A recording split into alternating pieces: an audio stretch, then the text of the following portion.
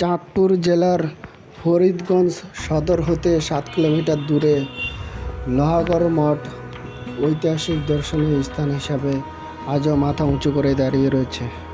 প্রতাপশালী জমিদার এ দুই পুত্র লোহা ও গড়, এদের নাম অনুসারে এই নামকরণ করা হয়েছে।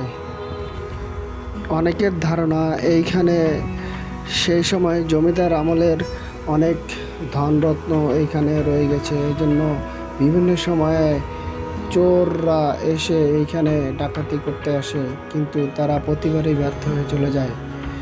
কালের সাক্ষী হিসেবে দাঁড়িয়ে রয়েছে লোহাগড় মঠ, যা দেখতে প্রতিনিয়ত মানুষ আসে। এটা ভিতরের অংশ।